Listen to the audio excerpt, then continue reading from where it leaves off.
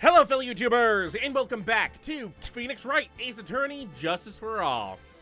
I was about to say something else. I don't know what I was about to say. On the last episode, we headed off, well, we finished off the first day of investigation by having a small chat with Edgeworth, who showed up after being gone for over a year. Turns out he just roamed the world. Whatever. Don't know what was up with that note, though, but Phoenix is less than thrilled to see him, but I mean, he's still alive at least. We did talk to them a little bit about Celeste and Pax and her supposed suicide that strangely had no suicide note attached to it. So no one knew. Also, the attempted suicide of Adrian Andrews after the fact, because it turns out Adrian Andrews is really dependent on other people. And if she loses the person she's dependent on, she just crumbles. Ugh. So with this terrible information, we headed back over to Adrian Andrews at Matt Engard's dressing room and found out she had a psyche lock, broke that thing using her terrible past, and yeah, she kind of admitted to it, but this also made her get a motive for possibly killing Juan Corrida, because apparently Corrida had hidden or stolen the suicide note, which is why she went in contact with him. But yeah, she told us not to tell anyone, and then we got contacted by Mia, who went into Pearls, and then we played for a little bit as Maya as she attempted to escape from the room. So, on this episode, we're heading to court, because we're a lawyer, and we need to get a not guilty verdict, otherwise Maya's doomed. So, let's get that done now.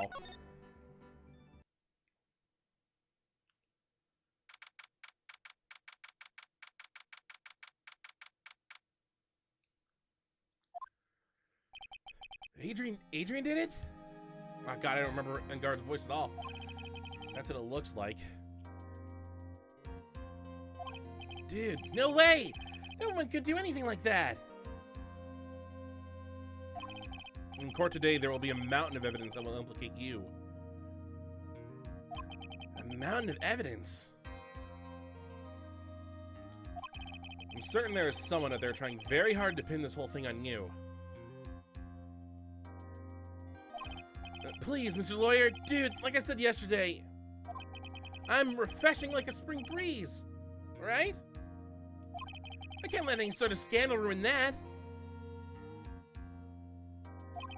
I understand. But, well, I mean, just being in court is probably enough of a scandal, but whatever. Well, it's almost time. I have no idea who's saying this. I assume, I don't know. Oh, I think it might be Mia. Mia, you must get a complete acquittal today.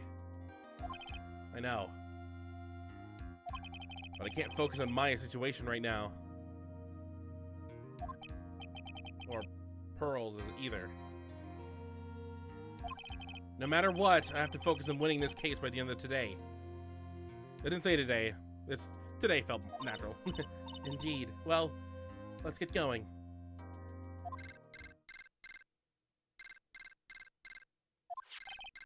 It's him! This is Wright! Good morning.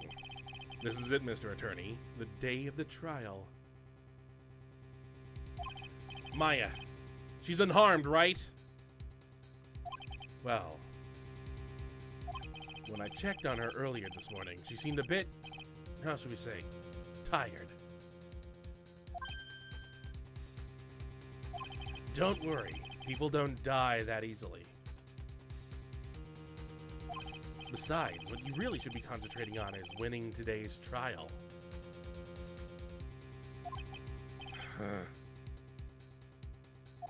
For my sake, as well as yours, you must win today's trial. Which is why I sent you a little present this morning. Present? What in the world would you want to give me? You'll figure it out once the trial starts. And even if you don't like my gift, I expect you to graciously accept it and win the day's contest, if you please. Wait!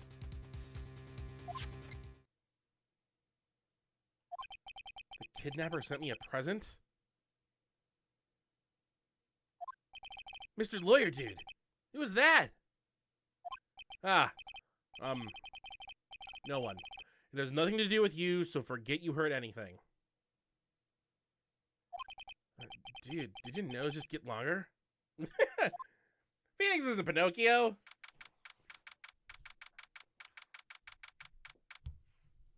I got a gift. That doesn't bode well.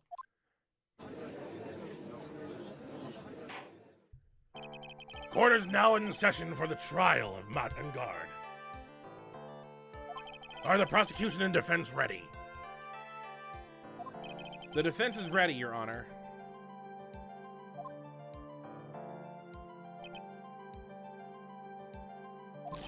I say, Mr. Wright, what happened to Miss Von Karma? I don't know, Your Honor. Why are you getting mad at me? Your Honor! Please be quiet, bailiff. Court is in session. If you must tell me something, please keep it brief. Now then, what is it?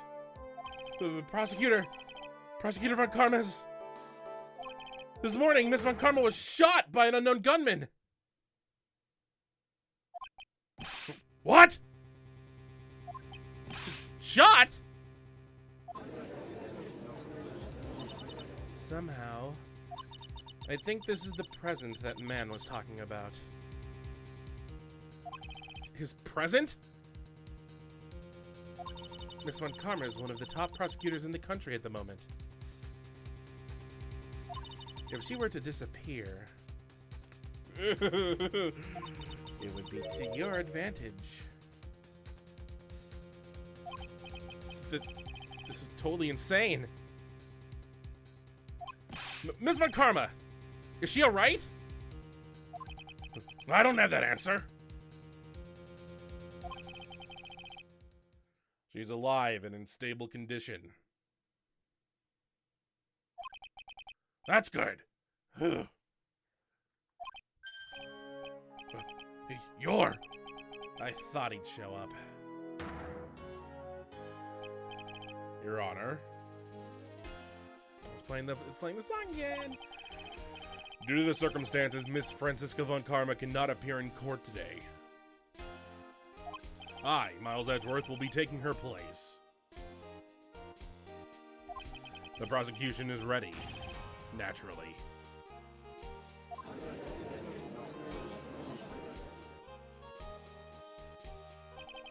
Ms. Von Karma was shot in her right shoulder and is currently undergoing surgery. Luckily, I have looked this case over and familiar with the details. The prosecution seeks to prove the guilt of Mr. Matt and Guard. The court acknowledges the prosecution. Right. I finally found the answer I was struggling for in my long journey this past year.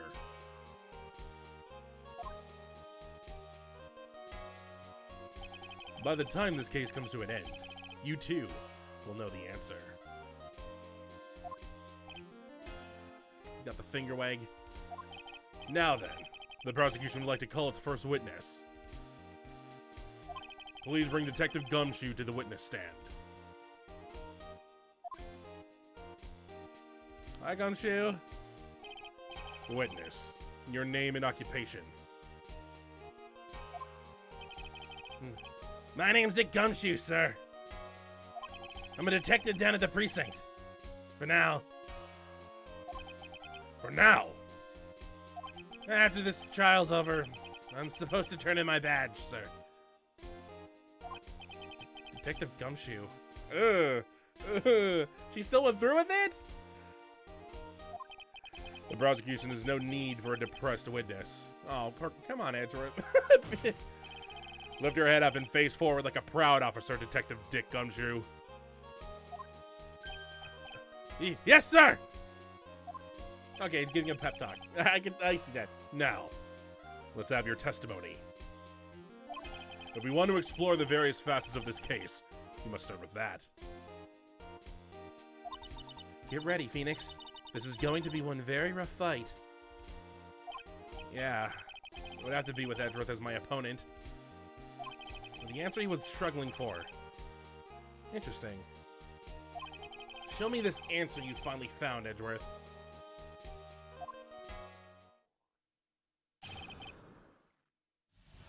Bare facts of the case. This murder happened after the Hero of Heroes Award ceremony, sir. The victim, Juan Corda, was found dead in his hotel room. After looking into the cause of death, we believe it was definitely murdered, sir. At first, we thought there was something suspicious about the empty guitar case. However, we later found out that the guitar case had nothing to do with the murder.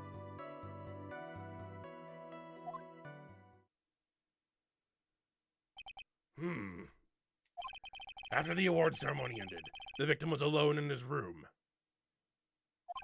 Yes, sir. Both the victim and defendant were alone to their rooms, sir. I see. Mr. Wright, you may begin your cross-examination. Alright. So once again, typical gumshoe testimony. There's nothing we can really present. It just get some information. Expand our knowledge. Not that. Nope. Wrong buttons. Let's start by looking into this one. Because technically, do we have a autopsy report yet? Nope. Let's get that autopsy report, please. The cause of death. Wasn't that because Mr. Cordo was stabbed in the chest? Only a careless amateur would leave something so brainless as that, pal. Didn't you tell us? Didn't you tell us yesterday that he was stabbed? Right before you got knocked out? Taking a hard look at the crime photo. Now, a real pro's attention would be drawn here, to this bandana. Banana. That'd be the dumbest thing I've said all day. His bandana, sir. That's the thing wrapped tightly around his neck, sir. Also, was there a banana in the photo? Now I have to see. Nope. unless you think that tomato's a banana, sir. Yes, I see. His bandana-scented bandana. Alright, I take back what I said about the stupidest thing I've said today. Then, what about the knife? It seems to have been stuck in the victim's chest on purpose after his death. We have a crafty murder on our hands here. Strangled with a scarf, then stabbed with a knife at 8:15 p.m. So he wasn't. So the knife stab was post-death. Well, it's nice to know that. All right. At first, we thought there was something suspicious about the empty guitar case. Let's press this. And why did you think that? Because it was empty, pal. The Jammin' Ninja doesn't go anywhere without his bright red guitar. And we couldn't find it anywhere at the scene of the crime. Oh, and how about this theory? A fan really wanted the guitar and did the crime to get it. How's that? Deal, we'll take that. As long as Matt Angard didn't do it. We thought of that too, but... The only fingerprints on the guitar case were the victims. Only the victims, huh? I see. So much for my theory, then. Empty. Okay, so we just got updated. We pretty much just only got the Corda's fingerprints are on this update. Alright, let's press this, too. What convinced you it had nothing to do with the case? The guitar wasn't at the Gatewater Hotel that night. Well then, where was it? The primary guitar was eventually found at the TV studio. The victim, Juan Corda, had apparently only taken the case with him, sir. So you mean he forgot to put the guitar inside the case? Yes, sir. Even when he was on stage for the ceremony, he didn't have his guitar. So that guitar case was empty even before he got to the hotel. Yeah, that's right. So it really had nothing to do with the case after all. I believe that is enough. First, the victim was choked to death with his bandana. Then, after the victim was dead, the killer deliberately stabbed him with a knife.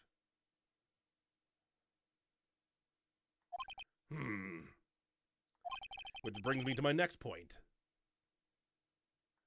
Why, then, did the police arrest Matt and Guard? Because there was reason enough to suspect him. Here it comes. Looks like Edgeworth's back in full swing. Very well. Detective Gumshoe, please testify about this matter. Yes, sir. Shut up, Gumshoe. I'm sure you'll find a better job. Why arrest Engard? Matt and Guard and Juan Corda were huge rivals with each other. They each thought the other guy was in his way. That's motive enough in my book. As for evidence, there's the Jammin' Ninja's button. It was ripped off the ninja costume and was found in Miss Engard's Akama. The defendant's fingerprints were also all over the knife. The defendant bought the knife for the crime, which makes this a premeditated murder.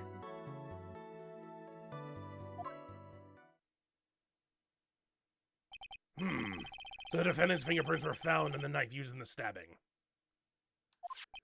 It was sort of sticky on the handle, so the fingerprints came out pretty clearly, sir. Yeah, we got the knife. Bears the victim's blood and Guard's fingerprints. In the grip, Gatewater is engraved. And there's this button. That was found in the defendant's clothes, was it? And is this button also covered in blood? Yes, and we know that the blood in it is the victim's blood, sir. What? Phoenix, how do you know? The buttons, we've been talking about this button all day. Jammin' Ninja's button added to the court record. Well, I mean, it doesn't help our case if it's covered in blood and it was found on Engard. Well, this points very clearly to the defendant, doesn't it? Yes, it most certainly does, Your Honor. Ready to give in yet, Wright? I'll find the hole in your argument somehow. You can press as hard as you'd like. Just hurry up with your usual pointless questions.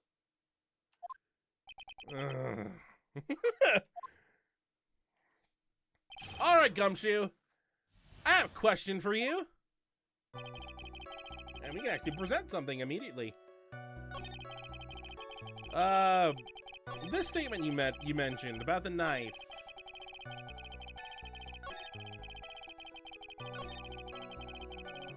Bought the knife for the crime, which makes this a premeditated murder. If he bought the knife, why did it say Gatewater on it?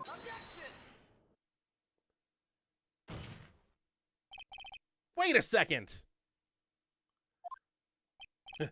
What? So the basis of your argument is that this was a premeditated murder is simply that my client bought a knife beforehand. That's right, pal. The defendant did not buy this knife. Huh? Take a good look at the handle of this knife, and you'll see what I'm talking about. Huh. It has a Gatewater seal set into the handle. Gatewater. I think I've heard that name somewhere before. That's the name of the hotel. The Gatewater Hotel. Uh-oh. Oh, poor Gumshoe. The murder knife was actually property of the hotel. Which means this murder was not premeditated.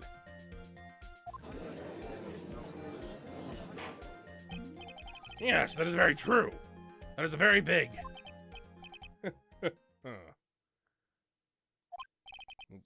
What is it, Mr. Edgeworth? I'm sorry, but the defense is simply too careless. What? Oh, don't show me that swagger again. I think whether the crime was premeditated or not has already been determined. But how so? I admit this knife is hotel property. There is no one currently on the police force that is dumb enough to not realize this. But I didn't... Oh. Oh, poor Gumshoe, just getting beaten down by Edward. There's no one currently on the police force that doesn't know this is from the hotel. Aw. The question is, where did this knife come from? Well, why, that's obvious. It came from the victim, Mr. Corder's room. Sorry, Your Honor, but that is incorrect. Oh no, we figured this out yesterday. We know where this knife came from. The victim ate a last meal before he was murdered. With that being the case, I would like to draw the court's attention to what is on top of the table.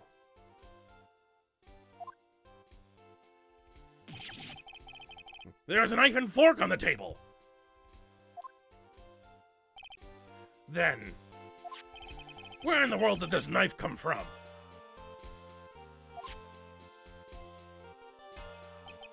If it pleases the court, I would like for us to recall the room of the defendant, Mr. Matt Engard.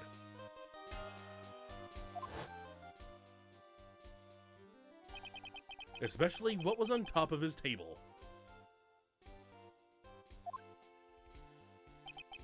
There's something missing. Perhaps, is it a single knife?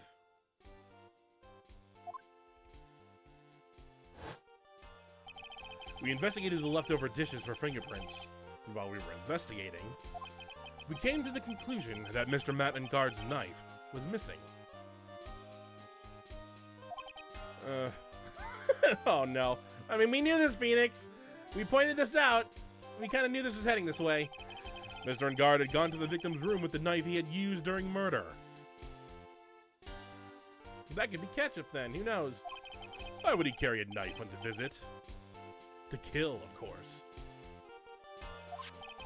And with that, I believe the prosecution has proven this was a premeditated murder.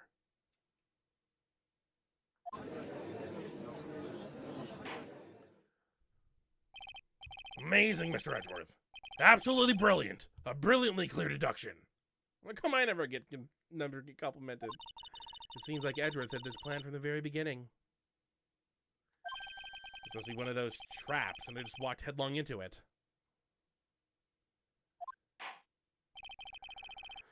A murder weapon with fingerprints and a button from the victim's costume. There's quite a sizable amount of evidence here. I can safely say that any further deliberation is a waste of Your Honor's time.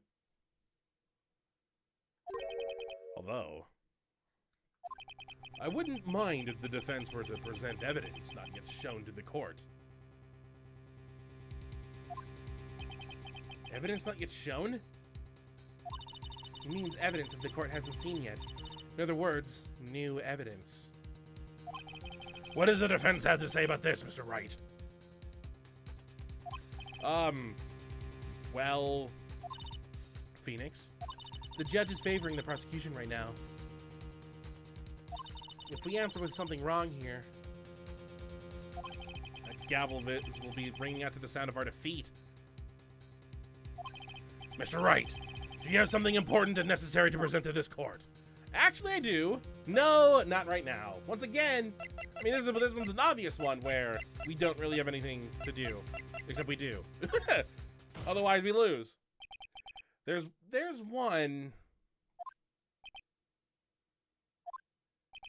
one piece of evidence that catches my attention. Something that this court has yet to see. Mr. Wright, I will say this one more time. I do not feel this trial needs to continue at all. However, I'm giving you one chance, and only one. What the judge is saying, right, is don't try pulling one of our usual bluffs here. If I mess this up, it's curtains for all of us. You may now present one, and only one, piece of evidence.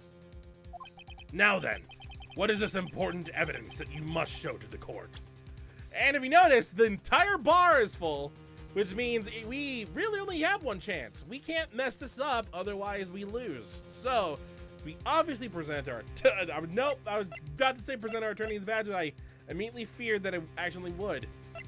But what we want to present is... this. Because it's the only weird thing that's worth it right now. Neither of these would help us, because they were given to us today. It has to be something we got yesterday. And so far, this is the only thing that's related to the case. So. This is a wine glass, is it not? Please look at the photo of the crime scene one more time.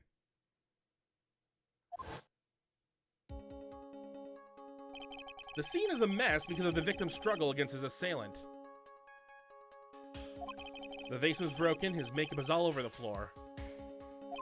These were all things that were at one point sitting on top of the dresser. Well, yes, I see your point. However, this glass that is sitting on top of the dresser is mysteriously untouched. The only thing that had not fallen over along with everything else is this wine glass. This piece of evidence is more than strange enough to warrant further consideration.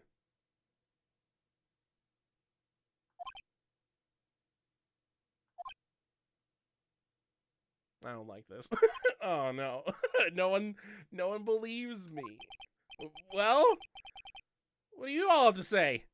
Oh, no one believes you. Oh, well, yes, it is a little peculiar. Yes, isn't it? I thought it was. Oh, poor Phoenix. It's like the weakest of straws. You can stop looking at me with those puppy dog eyes of yours now. Mr. Edgeworth. What is it, Your Honor? Your opinion.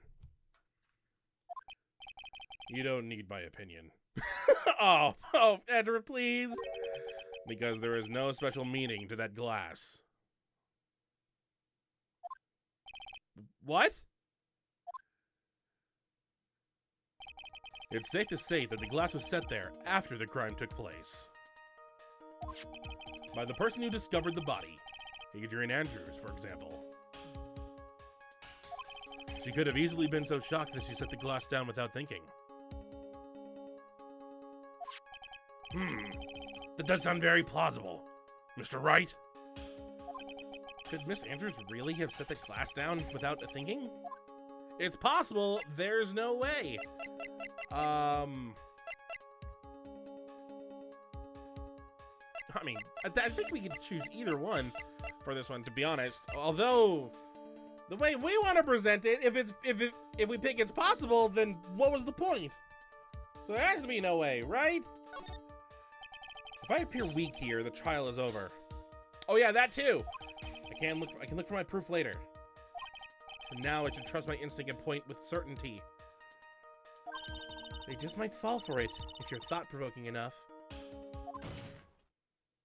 The defense would like to challenge the prosecution's theory. We would like to see something that proves it was Miss Andrews who set the cup on the table.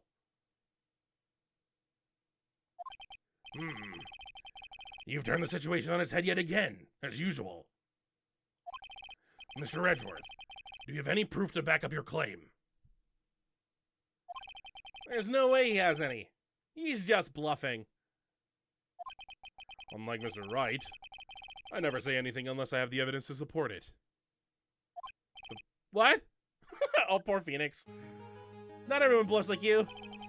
You're not thinking on enough today, Wright. Did you think this wine glass escaped my notice? Then... Of course it has been thoroughly inspected. For fingerprints.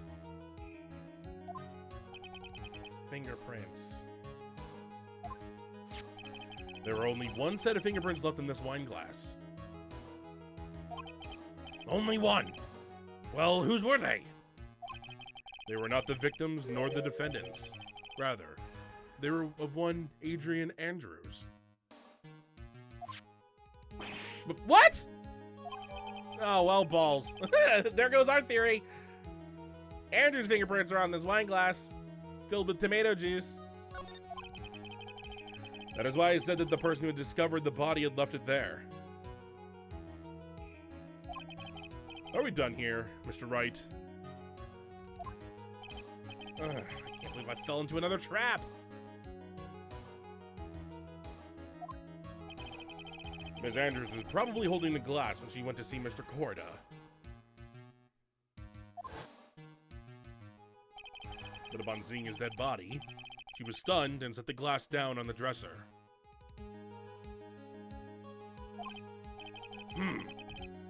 What you just said makes a lot of sense.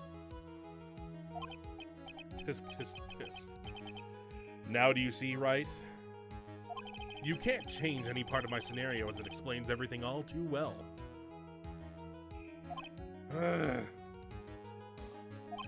I've thought long and hard this past year about what it means to be a prosecutor. And from here on out, I will show you the answer I have come to discover.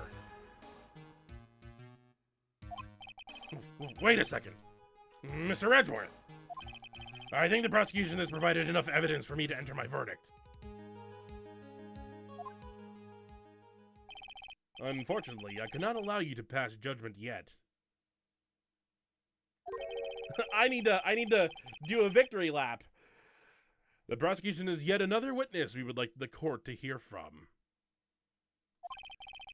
Another witness? Yes. Bailiff, please bring in the next witness. What in the world is Mr. Edgeworth thinking? I don't know, but he's not going to like this next witness. Oh, no. Now then, witness. Please state your name and occupation.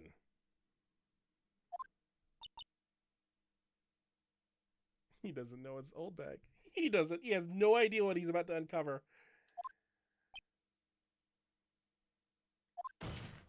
Witness! Your name and occupation, please. Ugh. Gotcha! Oh, boy. Bailiff, you have a weapon! I wonder what happened to that calm composure he had earlier. Yep, it all came crashing down the moment he met Old Bag. Oh, edgy boy, it's been what? A year since we last met, has it? Oh boy, my voice. Oh god, Gumshoe and the judges destroyed my Old Bag voice. You should be more happy to see me. I saw the report with her testimony, but who knew that under that helmet?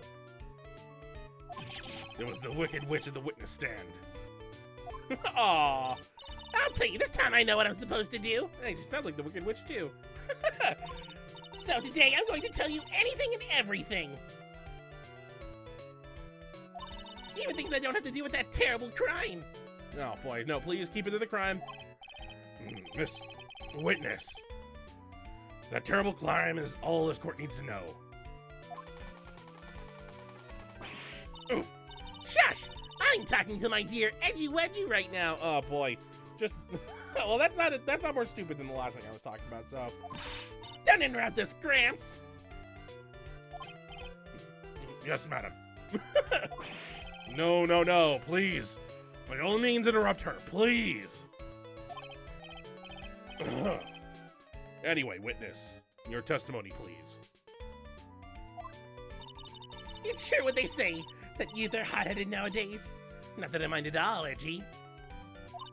Now then, what should I start with? The witness was on security detail at the hotel on the night of the murder. Is this correct, Miss Oldbag? It was a great job being able to see my dearie Juan. It was almost too much for my little heart to handle. You mean You were a fan of the victim. Look, everyone is crazy over that in guard saying he's cute in a fresh way, or something. But not me. I wouldn't say anything so silly. After all, I have no interest in a little child like him. I'm only interested in a real man, Juan Corda. They were the same age. But those two were yes, exactly, Phoenix.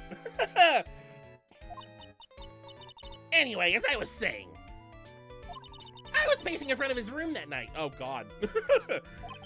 Very well. Please tell the court what you witnessed the night of the murder. Leave it to me, Edgy Poo.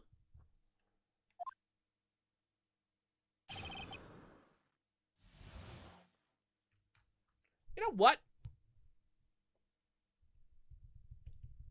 Let's wait there.